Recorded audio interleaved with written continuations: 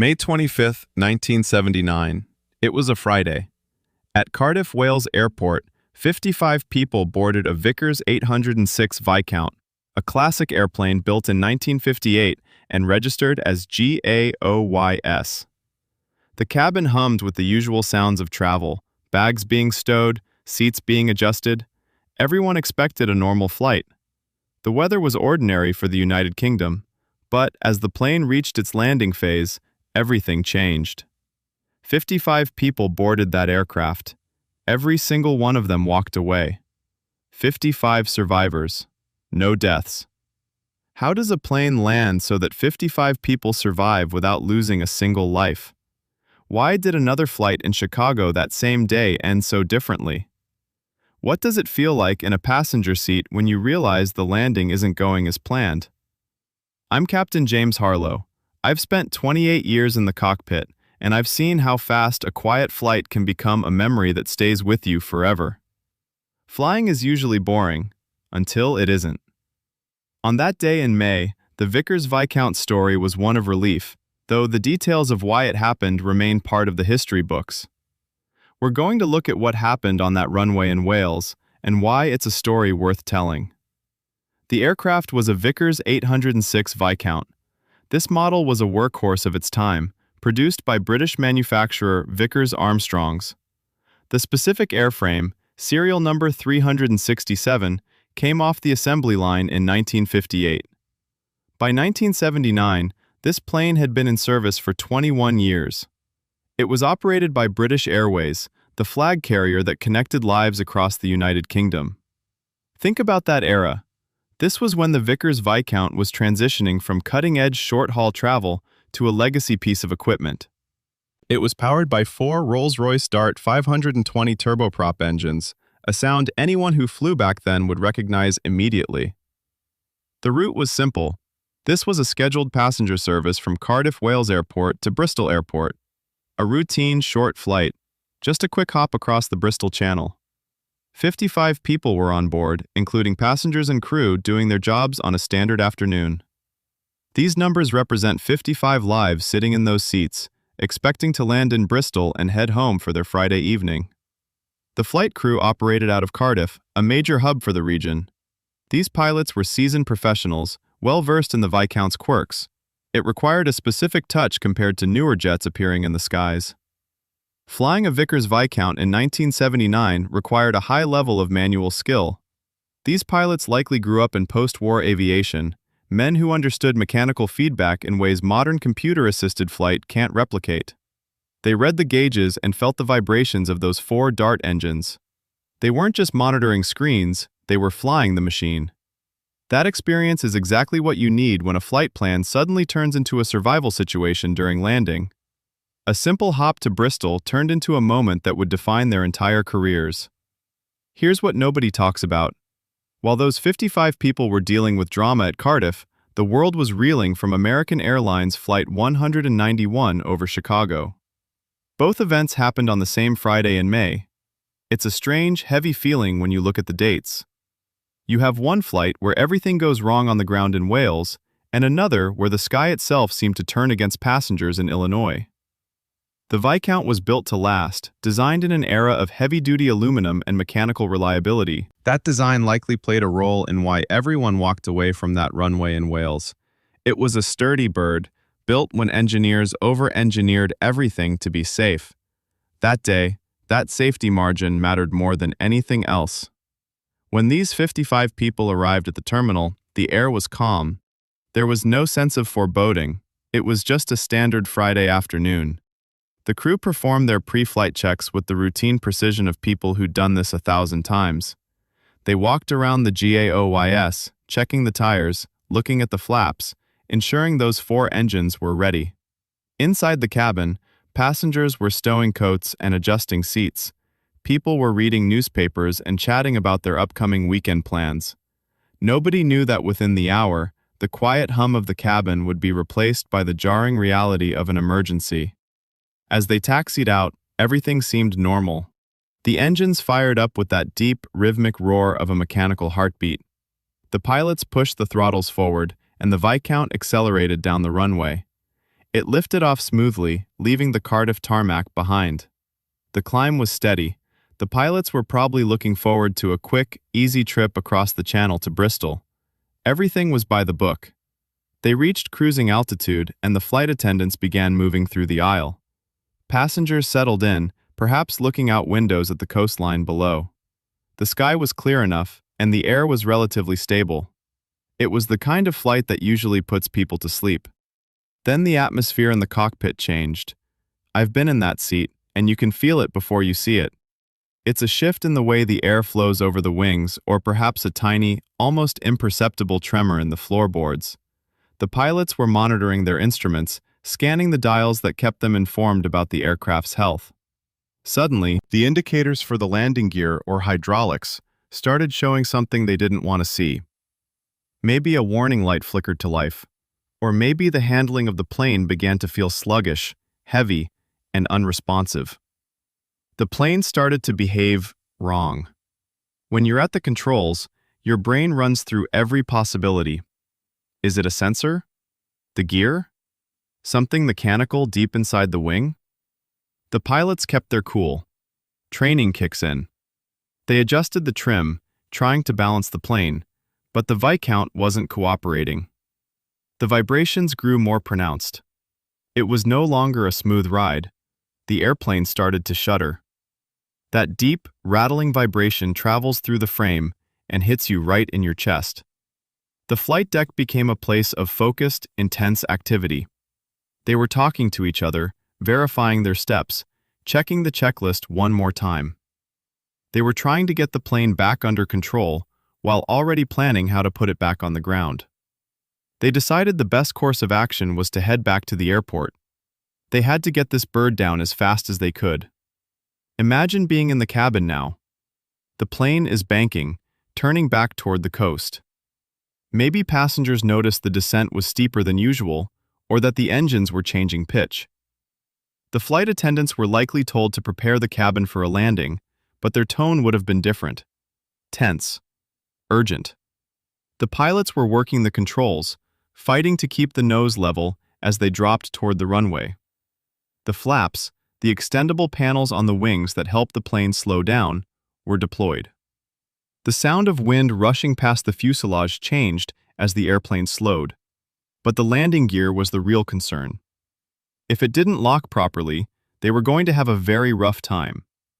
They lined up with the runway at Cardiff. The ground was rushing up to meet them. The pilots were gripping the yoke with both hands, muscles tensed, eyes glued to the threshold.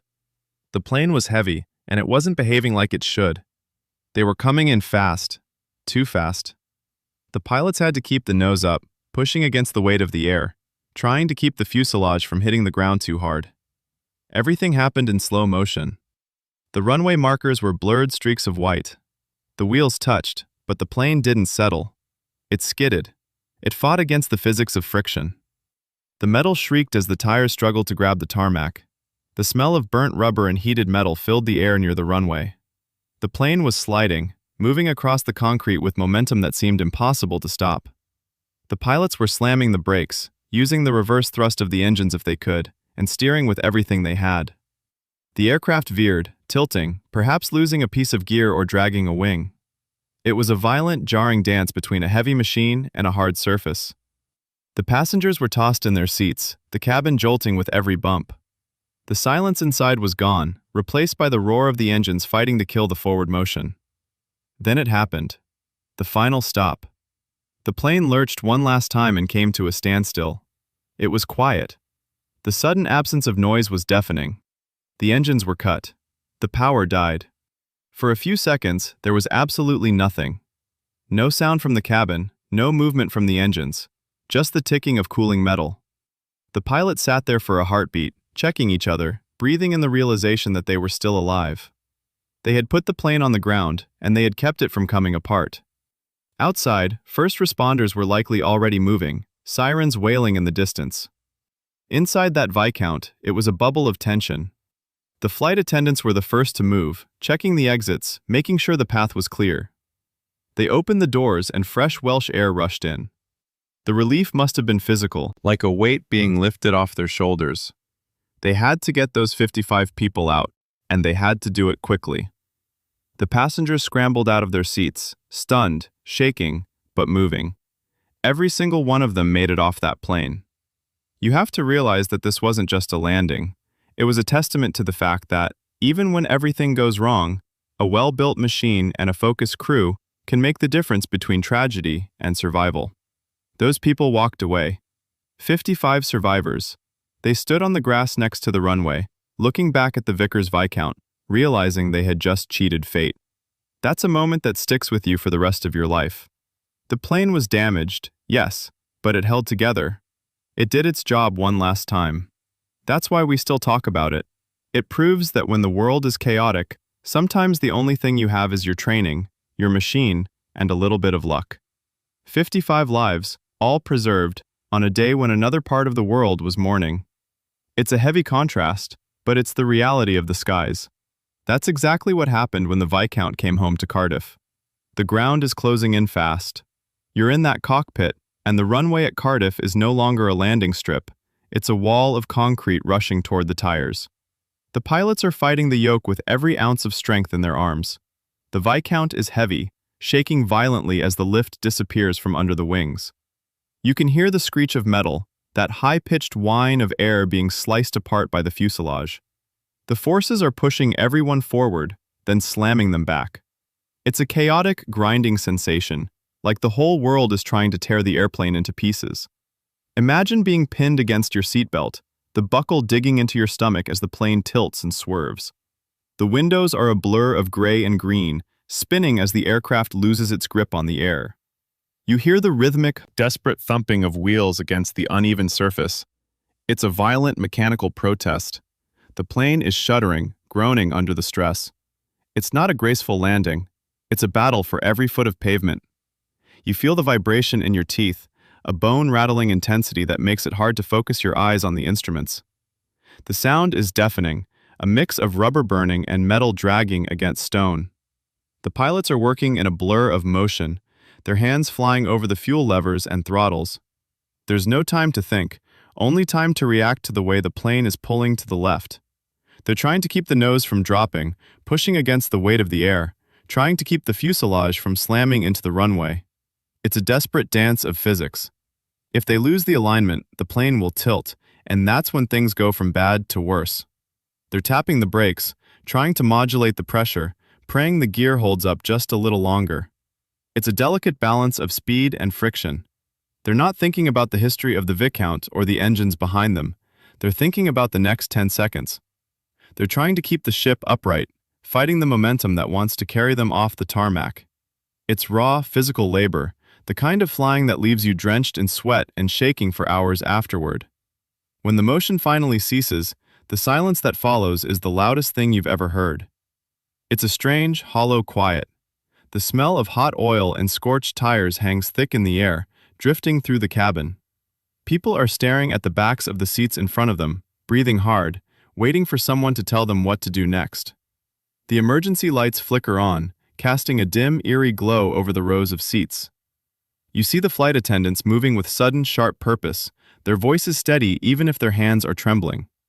They're checking the exits, ensuring that the path is clear. Outside, you can hear the faint, growing wail of sirens getting closer. It's the sound of rescue, the sound of help arriving. Families waiting at the terminal are about to get the news, a mix of panic and relief that's hard to put into words. Within minutes, ground crews are surrounding the aircraft, their faces illuminated by the flashing lights of the fire trucks. The investigation begins almost immediately, though nobody is thinking about reports or data sheets. They're only thinking about the 55 people who were sitting there moments ago, now standing on the grass, looking back at the machine that nearly took their lives. It's a scene of organized chaos, people being ushered away, first responders checking for injuries, and the quiet realization that the worst didn't happen. You look at the plane sitting there, dented and battered, and you realize it's done its final job. It kept them safe. It brought them home. For everyone involved, that's all that matters. You see the faces of the passengers, wide-eyed and pale, looking at the sky as if they're seeing it for the first time. They were at the edge of something terrible, and they walked away from it. That's the reality of that Friday in Wales. It's a memory that stays, a moment etched into the story of the Viscount. Nobody saw this coming, but when the dust settled, the only thing left to do was breathe. That's the best-case scenario in a world that can turn upside down in a second. You go from a routine flight to a survival story in the space of a heartbeat. That's the reality of the business. You never know when routine becomes exception. And that's exactly what happened. First, we have to look at the mechanical limitations of the Vickers Viscount airframe by 1979. This was an airplane designed in a completely different era of aeronautical engineering. The Vickers 806 was a sturdy, reliable machine for its time, but 21 years of service takes a toll on any airframe. Metal fatigue is the silent enemy of aviation. Every time a plane pressurizes and depressurizes, the skin of the aircraft expands and contracts like a lung. Over 2 decades, those microscopic stresses can add up to something the original designers never fully accounted for. The plane wasn't poorly built. It was actually over-engineered. But even the toughest metal has a limit. When those components start to wear down, you don't always get a neat warning light on the dashboard. Sometimes you get a sudden, unpredictable failure of a hydraulic line or a structural brace. It's like an old car that's been driven hard for thousands of miles. Eventually, a part is going to snap. Not because it was bad, but because it simply reached the end of its life. Second, we need to talk about the landing gear mechanism. On these older turboprops, the landing gear wasn't the sophisticated, computer-monitored system we have today. It was a complex web of mechanical linkages, pulleys, and hydraulic actuators. If one part of that chain gets stuck, or if a seal gives out, the whole system can hang up. Imagine trying to open a rusted gate that's been sitting in the rain for years. You pull the handle, but it just won't budge. That's essentially what the pilots were dealing with. If the gear doesn't lock into place, the airplane can't safely support its own weight on the runway. The pilots were likely fighting to get that gear to extend and lock, and when it finally did, it might have been in a partial or uneven state. That's why the landing turned into a struggle against the physics of the ground. It wasn't a failure of skill. It was a failure of a mechanical system to respond to a manual command. Third, we have to consider pilot workload during those final, critical seconds. When you're flying a machine that's acting up, your brain is doing a million things at once. You're monitoring the speed, the altitude, the engine performance, and the radio, all while trying to decipher what the plane is doing beneath you. In the Vickers Viscount, there were no flight computers to suggest the best course of action. It was all pilot input, all the time. If the plane started to behave erratically during the final phase of flight, the pilots had to instinctively know how to compensate with the yoke and throttles. They weren't just flying, they were wrestling with the momentum of a massive metal tube. If the plane was pulling to one side because of a landing gear issue, they had to be perfect with their steering. One wrong move, one heavy-handed correction, and the plane could have easily flipped or veered off the runway. They managed to keep it on the pavement despite the lack of modern safety aids. It highlights that the human element was the only thing standing between those 55 people and a much worse outcome. They were professionals, plain and simple. They relied on their gut, their hands, and the feel of the controls to keep that plane stable when everything else was failing. It's a testament to the way they were trained, learning to listen to the airplane like a partner rather than operating it like a tool.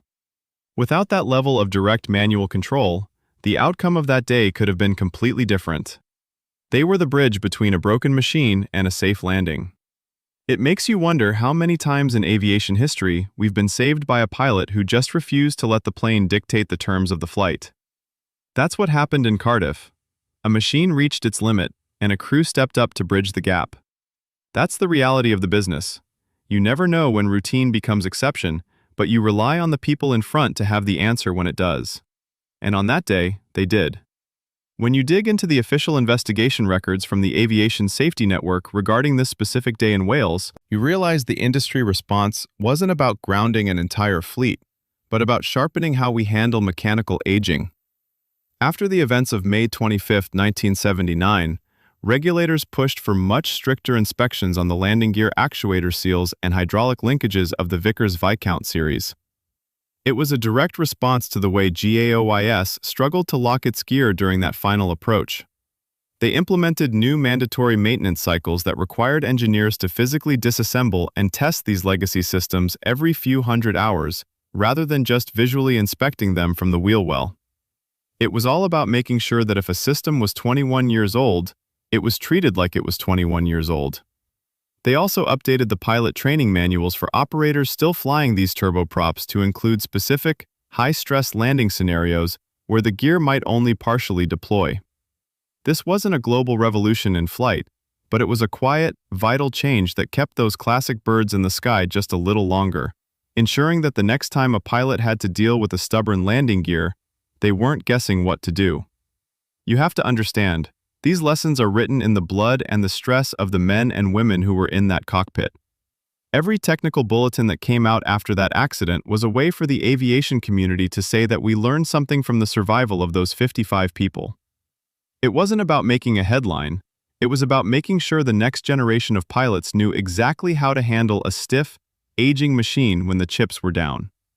The investigation didn't blame the pilots, and it didn't just blame the plane. It looked at the reality of operating a complex machine over a long period.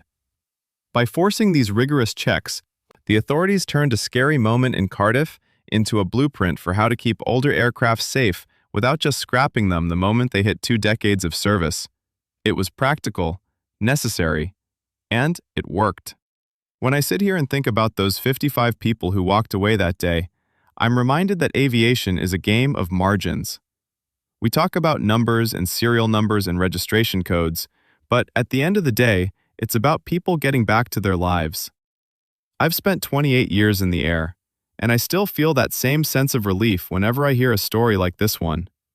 It's a reminder that even when the metal cries out and the ground is coming up way too fast, there's always a chance for a different ending. It's a miracle that they made it, and it's a testament to the fact that sometimes the human spirit is the most reliable piece of equipment on the plane. If you enjoy these deep dives into the history of flight and want to help me keep this channel running, consider joining my membership program. As an independent creator, I don't have the backing of big networks, so every bit of support goes directly into researching these stories and keeping the history alive. If you can't do that, hitting the like button is completely free, takes 2 seconds, and it really does help more people find these stories. Knowing what you know about the Vickers Viscount and the way it was built, do you think we rely too much on computers today? Or are you glad we have the technology we have now? Let me know in the comments. I read as many as I can, and I really want to hear what you think about how we flew back then versus how we fly now. Thanks for watching, and stay safe up there.